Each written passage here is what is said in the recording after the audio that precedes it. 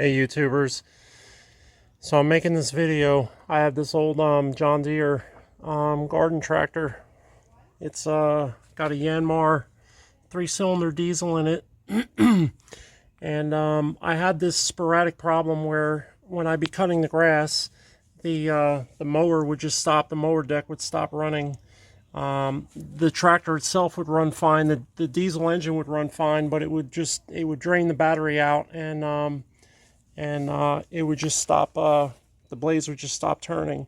So how this works is this wheel right inside here is an electric clutch in there. That wheel is an electric clutch, so it needs power to engage the clutch to turn the belts underneath, so that it'll turn the drive and drive the blades and the PTO. This tractor also has a front PTO on it. If you notice that, hydraulics in the front for like a bucket. But so what would happen is that the battery would drain out while I was driving. I changed the alternator.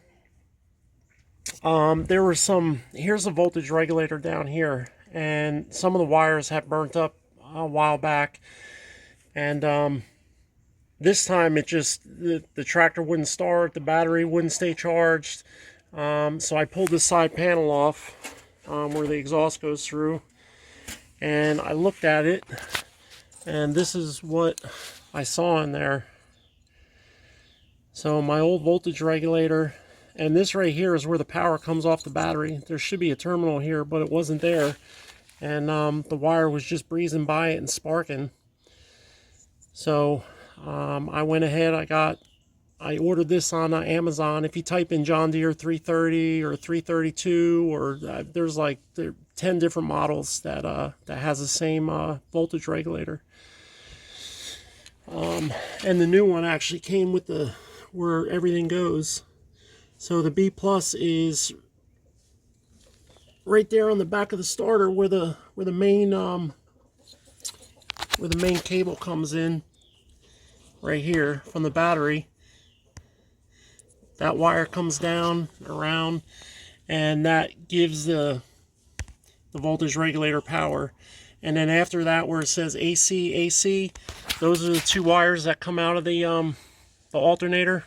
There's two wires in here. I had to replace them. They were all burnt up. You can see all these wires were all burnt up and fused together.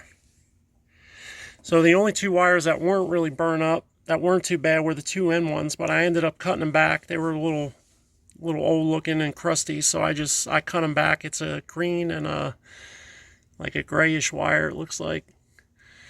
And the green one, I believe, goes on the outside. The green one goes on the outside. The green one goes on LGW, and the gray one went to L. So I get it all back together, charge the battery up, clean the terminals on the battery. The battery's holding 13 volts, 12 to 13 volts, and I went to crank it.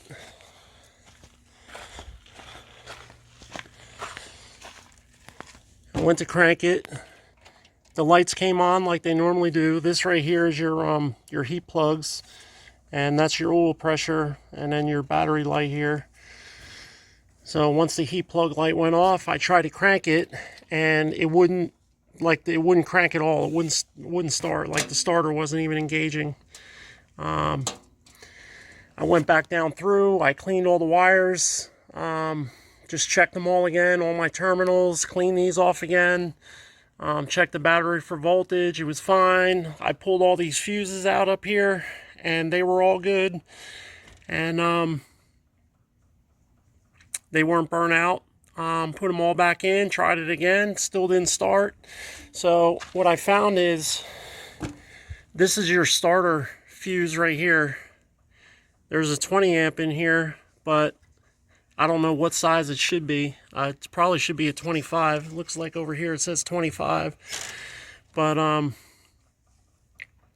I just shook it a little bit while I was turning the key, and it jumped like it started. So I pulled this out, I cleaned the terminals off on the fuse, lubricated them with some dielectric grease, put it back in, thing fired right up, it's perfect.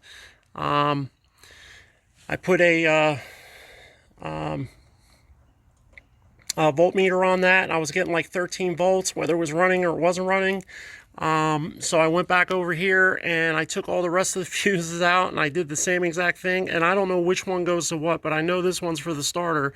I cleaned all the corrosion off of these and put dielectric grease on them, put them all back in, cranked it up, started it, and then put my meter back on. I was getting over 14 volts. So now the battery should not discharge while I'm using it. It should be good to go at this point.